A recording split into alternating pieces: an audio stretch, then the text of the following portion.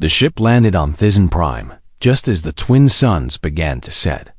Sam Torres stood at the cargo bay door and looked out at a world that was nothing like Earth. The sky burned orange and purple. The air smelled like copper and flowers. And everywhere he looked, he saw the Valari watching him with their large, dark eyes. Sam was a former Marine. He had served 12 years before taking a job as a private security contractor. When the United Earth Council asked for volunteers to join a diplomatic mission to the Valari Empire, he signed up without thinking twice. He needed the money. He needed to be somewhere far from the memories that haunted him back home. Now, standing on alien soil, he wondered if he had made a mistake. A Valari officer approached him. The alien stood 7 feet tall, with shiny blue-black skin that looked like armor. His face was sharp and angular, with mandibles that clicked when he spoke. 2 antennae rose from his forehead, twitching as they sensed the air. "You are the human," the officer said. His voice was cold and flat. "I am Commander Zethron, head of the Royal Guard. You will follow me." Sam grabbed his bag and followed. He did not expect a warm welcome, and he did not get one. The palace of the Valari, Queen, rose from the center of the capital city like a mountain of crystal and stone. It was beautiful in a way that made Sam feel small. Every surface gleamed. Every hallway stretched longer than a football field. And everywhere he walked, Valari guards watched him with expressions that ranged from curiosity to open disgust. "Soft shell," one of them whispered as Sam passed. Sam heard it but said nothing. He had been called worse. Commander Zethran led him to a large chamber where dozens of Valari nobles had gathered.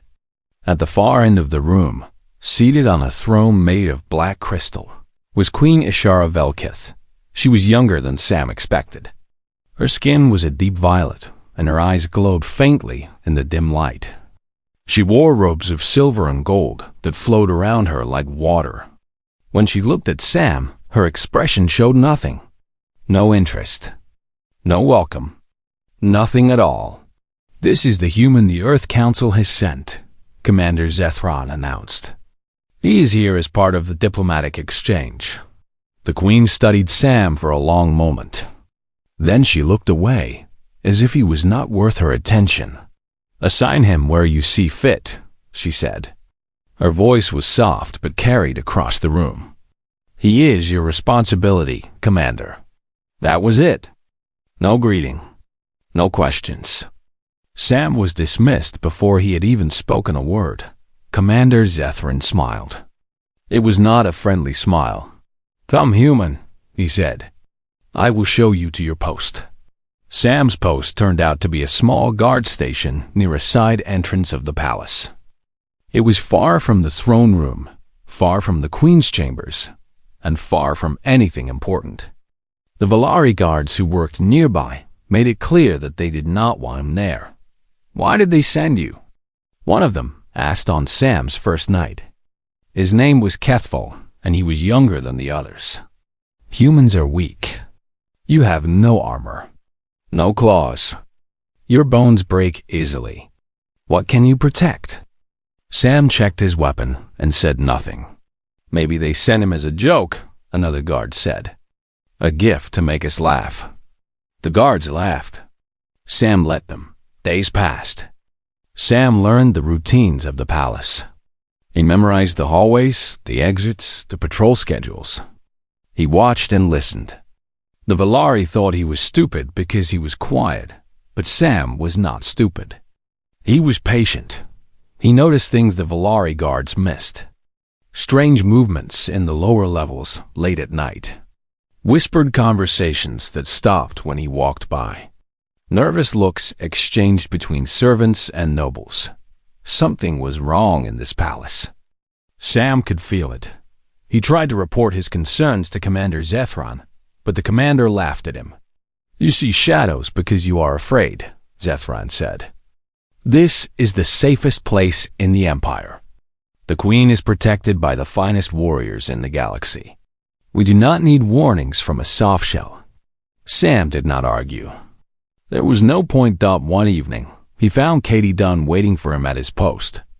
Katie was the aide to the human ambassador, a smart woman from Chicago who had become Sam's only real friend on this world. "You look tired," she said. "I'm fine," Sam replied. "What brings you down here?" Katie looked around to make sure they were alone. Then she lowered her voice. "I've been hearing things," she said. "Talk about a group called the Crimson Swarm, rebels who want to overthrow the Queen. The ambassador thinks it's just rumors, but I'm not so sure." Sam nodded slowly. "I've seen things too. Movement in the lower levels. People acting strange." "Be careful, Sam," Katie said. "Something bad is coming. I can feel it." She left, and Sam stood alone in the quiet hallway. Above him, the sounds of music and laughter drifted down from the upper levels. The Queen was hosting a celebration for her coronation anniversary. The whole palace was focused on the party. No one was watching the shadows. Sam checked his weapon again and began his patrol. As he walked the empty corridors, he thought about his daughter back on Earth. He had not seen her in 3 years. She was 12 now, almost a teenager. He wondered if she even remembered his face. He had come to this alien world to escape his past. But standing here, alone and unwanted, he realized that some things could not be escaped. They followed you across the stars. The twin moons rose over Thizzen Prime, casting pale light through the crystal windows. Sam stopped at a corner and looked down a long hallway that led to the lower levels. For a moment, he thought he saw movement in the darkness. Then it was gone. Sam took a deep breath and kept walking. Whatever was coming, he would be ready. He was a Marine. He did not run from fights. And something told him that the biggest fight of his life was about to begin. The celebration filled the palace with light and music. Thousands of Velari nobles danced in the great hall while servants carried trays of food and drink. QueenHFY sat on her throne and watched her people celebrate, her face a mask of calm dignity. Sam was not invited to the celebration. He stood at his post in a quiet corridor far from the festivities, listening to the distant sounds of joy. He did not mind. Parties were not his thing. His communicator buzzed. It was Katie. "Sam, where are you?" Her voice was tense. "Same place as always." "What's wrong?" "I need to see you. Now. It's important." 10 minutes later, Katie appeared at the end of the corridor. She was breathing hard, like she had been running. Her face was pale. "I found something," she said. "Encrypted communications going out from inside the palace. They're going to rebel territories, Sam. Someone in the palace is talking to the Crimson Swarm." Sam felt his stomach tighten. "Did you tell the ambassador?" "He didn't believe me. He said I was being paranoid." Katie grabbed his arm. "But I'm not wrong, Sam. Something is going to happen tonight. I can feel it." Before Sam could respond, the lights went out. For 3 seconds, there was only darkness and silence. Then the explosions began. The first blast came from somewhere below them, shaking the floor beneath their feet. The second came from the main hall, followed by screams. Then more explosions, one after another, ripping through the palace like thunder. "Get to the ship," Sam said. He pushed Katie toward the exit. "Get to safety. What about you?" "I have a job to do." He did not wait for her answer. He ran toward the sounds of chaos. The hallways were filled with smoke and fire. Velari servants ran in every direction, screaming in panic. Guards rushed past Sam without even looking at him, their faces twisted with fear. Sam pushed through the crowd and headed for the throne room. That was where the Queen would be. That was where he needed to go. But when he reached the Great Hall, he found only death. Bodies lay everywhere. Nobles, servants, guards. The beautiful crystal walls were cracked and stained with blood. In the center of the room, a group of Velari soldiers in red armor stood over the carnage. The Crimson Swarm had come. Sam ducked behind a pillar and watched. The rebels were organized and deadly. They moved through the hall with purpose, killing anyone who resisted. And leading them was a face Sam recognized, Lord Vethner. The noble had been kind to Sam during his time at the palace. Too kind, Sam now realized. It had all been an act. Vethner was a traitor. Find the queen, Vethner ordered. She must not escape. The rebels moved toward the private chambers. Sam had to get there first. He took a different route, using the back hallways he had memorized during his patrols. The smoke made it hard to see, and twice he had to fight through small groups of rebels. They were fast and strong, but they were not expecting a human to fight back. Sam used their surprise against them, striking hard and moving on before they could react. When he reached the corridor leading to the Queen's chambers, he stopped cold. Commander Zethron was there, along with a dozen royal guards. But they were not fighting. They were not defending the Queen. They were running. "Commander!" Sam shouted. "Where are you going?" "The Queen is in danger." Zethron turned and looked at Sam with cold eyes. There was no shame on his face, no guilt, only calculation. "The Queen is lost," Zethron said. "The palace has fallen. There is no point in dying for a lost cause. You swore to protect her, and now I choose to live." The commander smiled. "You should run too, human. This is not your fight." The guards followed Zethron down the hallway and disappeared into the smoke. Sam watched them go, his hands shaking with anger. They were cowards. All of them. They had sworn oaths to protect their queen, and they had broken those oaths the moment things got hard. Sam turned and ran toward the Queen's chambers. When he reached the doors, they were sealed. He pounded on them with his fist. "Your Majesty." "It's Sam Torres, the human guard." "Open the door." For a long moment, nothing happened. Then the doors slid open, and Sam stepped inside. QueenHFY stood alone in the center of the room. Her silver robes were torn, and there was blood on her face. But her eyes were clear and sharp. She was afraid, but she was not broken. "You," she said. There was surprise in her voice. "The soft shell." "We need to move," Sam said. "The rebels are coming." "My guards?" Sam hesitated. Then he told her the truth. "They ran. Commander Zethron led them away.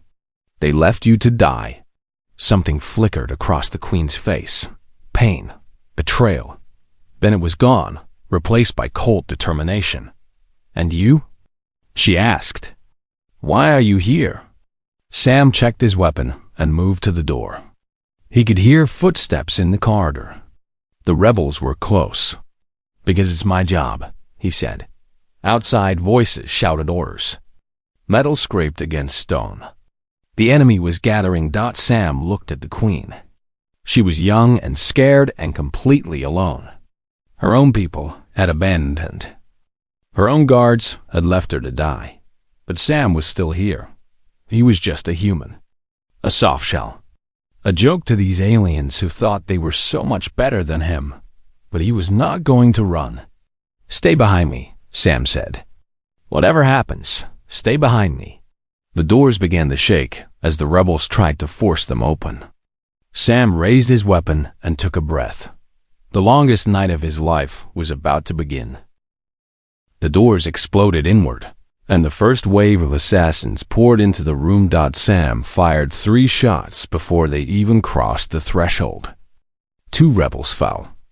The third stumbled, but kept coming, his blade raised high. Sam stepped forward to meet him. The Valari was fast. Faster than any human could ever be. His blade cut through the air like lightning. But Sam had spent 12 years fighting enemies who were bigger, faster, and stronger than him. He knew how to survive against impossible odds. He ducked under the blade and drove his elbow into the rebel's throat. The Valari gasped and fell back. Sam shot him twice in the chest, More rebels came through the door.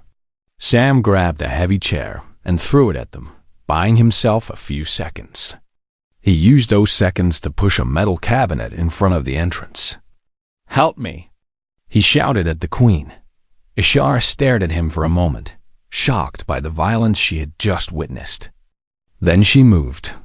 Together, they pushed furniture against the doors until there was a wall between them and the enemy. The rebels pounded on the barricade from the other side. The furniture shook but held. "That won't stop them for long," Sam said. He checked his weapon. Half a magazine left. Not enough. Queen Ishara looked at him with eyes full of confusion. "Why did you do that?" she asked. "You could have run. You could have saved yourself. I told you. It's my job." "No." She shook her head. "My guards had the same job. They ran. Why did you stay?" Sam looked at her. She was truly asking. She did not understand. "Where I come from," he said slowly, "we have a saying. You don't protect people because they deserve it. You protect them because it's right." Before she could respond, the barricade shattered. 3 rebels burst through, climbing over the broken furniture. Sam fired his remaining shots, dropping 2 of them. The third reached him before he could reload. The blade caught Sam in the shoulder. Pain exploded through his body, white-hot and blinding. He felt the metal scrape against bone. But he did not fall. Sam grabbed the rebel's arm with his free hand and twisted. The Valari screamed as his joint bent the wrong way. Sam pulled the blade from his own shoulder and drove it into the rebel's neck. The alien fell. Sam stood over him, breathing hard, blood running down his arm. More rebels gathered outside the broken doorway. Sam could see them in the smoke and fire. 5, 10. Too many. He raised the stolen blade with his good arm and faced them. "Come on," he said. His voice was steady despite the pain. "I'm not done yet." The rebels hesitated. They had expected an easy kill. They had not expected this. One of them stepped forward. He was bigger than the others, with scars covering his face.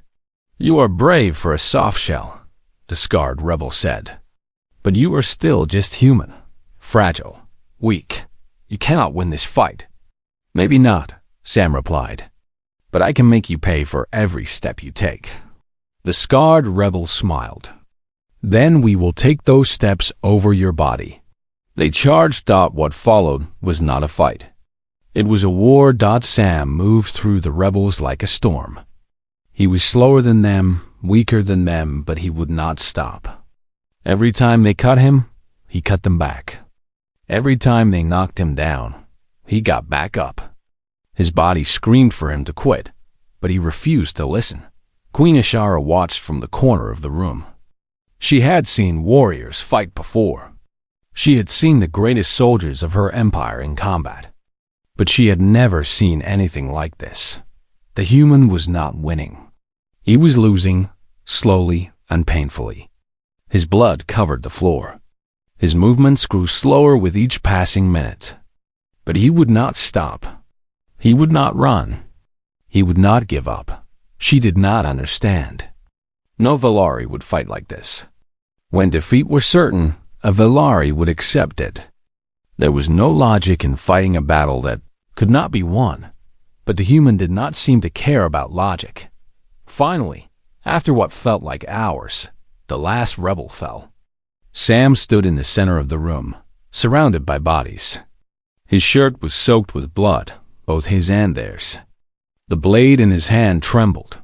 Then his legs gave out and he collapsed. Ishara rushed to his side. She turned him over and saw the full extent of his wounds. Cuts covered his arms and chest. His shoulder was a ruin of torn flesh. His face was pale and covered in sweat, but his eyes were still open. Still fighting. "You fool," she whispered. "You stupid, brave fool." She tore strips from her robe and began wrapping his wounds. Her hands shook as she worked. She had never done this before. Queens did not tend to the wounded. but there was no one else. Why? She asked again as she worked. Why would you die for me? I treated you like nothing. I called you soft shell. I ignored you. Sam looked up at her. Despite everything, he almost smiled. You're not nothing, he said. His voice was weak but clear. You're the queen, and I don't leave people behind.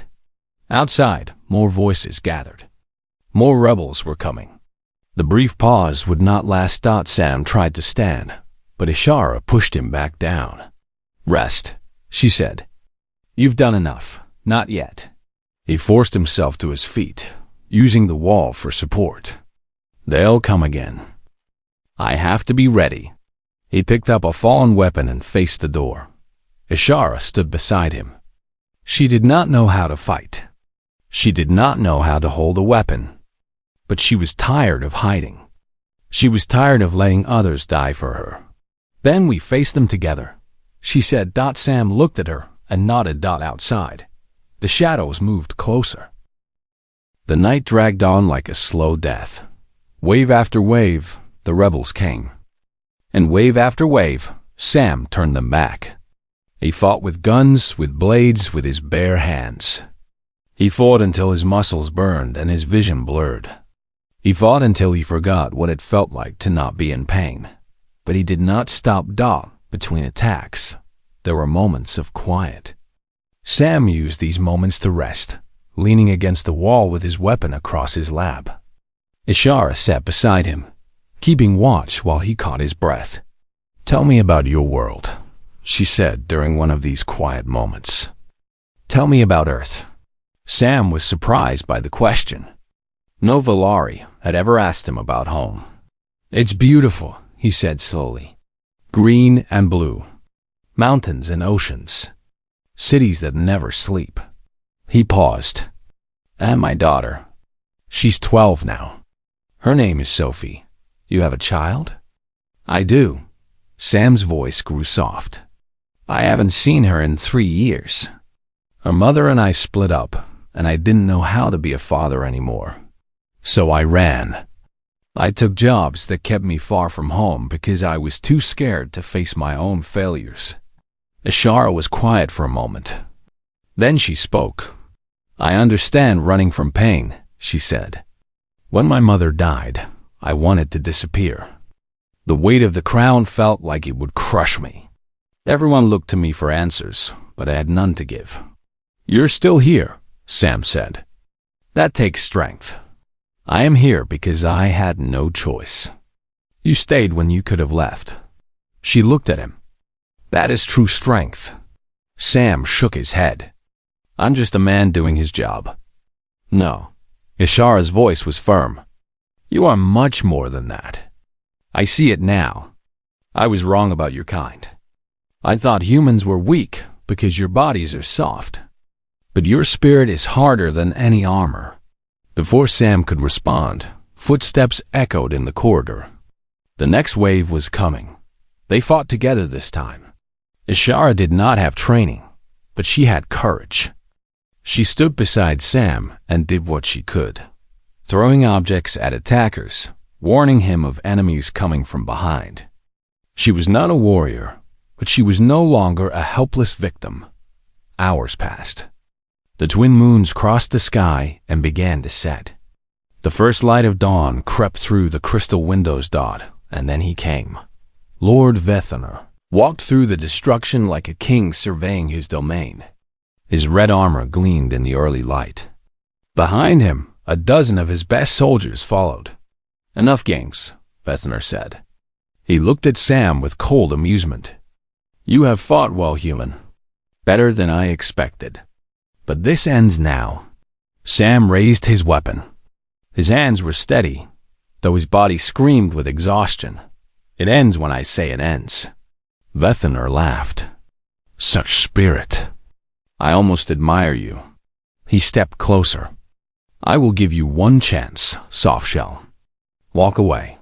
This is not your fight. We have no quarrel with humanity. Leave now, and you can return to your Earth. See your daughter again. Sam felt the words hit him like a punch. Sophie. He could see her face in his mind. Her smile. Her laugh. Everything he had missed. He could walk away. He could go home. He could hold his daughter again. All he had to do was let the queen die. Sam looked at Ishara. She stood behind him, wounded and exhausted, but her eyes were clear. She did not beg. She did not plead. She simply waited for his choice. Sam turned back to Vethaner. No, the word hung in the air like a blade. Vethanar's smile faded. You choose death for an alien who treated you as less than nothing? I choose to do what's right. Sam raised his weapon. And right now, what's right is putting you in the ground. Vethaner moved faster than Sam's eyes could follow. One moment, he was standing across the room. The next, he was in front of Sam, his blade sweeping toward his throat. Sam ducked and rolled, coming up with his own blade ready. They circled each other like predators. You cannot win, Vethaner said. I have trained for centuries. You are nothing. Maybe, Sam replied. Let's find out. They clashed. Vethaner was faster, stronger, and more skilled. His blade cut Sam again and again, opening new wounds across his arms and chest. Sam took every hit and kept coming. He could not match the alien in speed. He could not match him in strength. But he could match him in will. Sam used every trick he knew. He threw dirt in Vethaner's eyes. He kicked furniture into his path. He used the walls, the floor, every surface as a weapon. And slowly, impossibly, he began to gain ground. Vethaner grew frustrated. His attacks became wild, angry. He had expected an easy victory, and his pride could not accept anything else. Sam waited for his moment. When Vethaner overextended on a thrust, Sam grabbed his arm and pulled him forward. The alien stumbled, and Sam drove his blade into his chest. Vethaner looked down at the blade in shock. Then he looked at Sam. Impossible, he whispered. Nothing's impossible, Sam said. You just underestimated me. He pushed the blade deeper, and Lord Vethaner fell. The remaining rebels stared at their fallen leader. Fear crossed their faces. They had never seen a human kill one of their greatest warriors. Before they could react, Sam's communicator crackled to life. Taurus. This is Lieutenant Greg Holt. We're coming in hot. Hold your position. Sam smiled through the blood on his face. Copy that, Lieutenant. We're not going anywhere. Then his legs gave out, and the world went dark. QueenHFY caught him before he hit the ground. She held him in her arms as the rebels fled, and the sound of human ships filled the sky. Hold on, she whispered. Help is coming. Hold on. Dawn broke over Thizzen Prime, and for the first time all night, Ishara allowed herself to hope. Sam woke to the sound of machines beeping. He opened his eyes slowly. Bright lights. White walls. The smell of medicine. He was in a medical bay, lying on a bed that was too short for his body. He's awake. Katie's face appeared above him. Her eyes were red from crying, but she was smiling. You scared us half to death, Sam, she said. The doctors said you lost enough blood to fill a swimming pool. They didn't think you'd make it. Sam tried to sit up, but pain shot through his entire body. He groaned and fell back against the pillow. Easy, another voice said. Lieutenant Greg Holt stepped into view.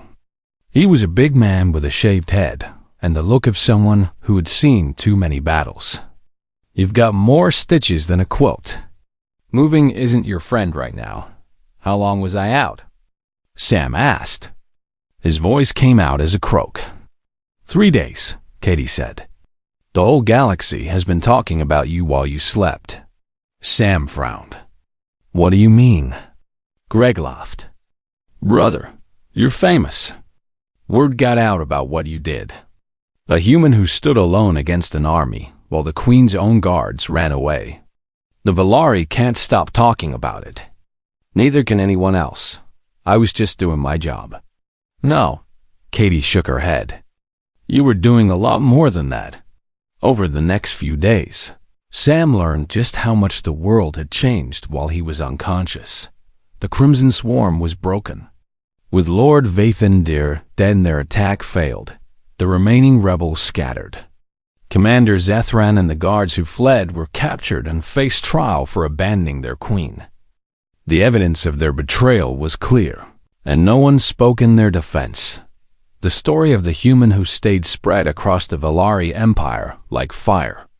People who had never met a human before now spoke of them with respect. The word soft shell was no longer an insult. It had become a badge of honor. And Queen Ishara had become a different kind of leader. She visited Sam every day while he recovered. She sat beside his bed and talked with him for hours.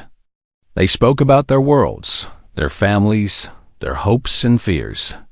The cold, distant Queen Sam had first met was gone. In her place was a woman who had learned what true loyalty looked like. I have been thinking, she said one evening, about what you told me, about protecting people not because they deserve it, but because it is right. What about it? Sam asked. I want to be that kind of ruler. She looked at her hands. My mother ruled through power and fear. I thought that was the only way. But you showed me something different. You showed me that strength can come from compassion.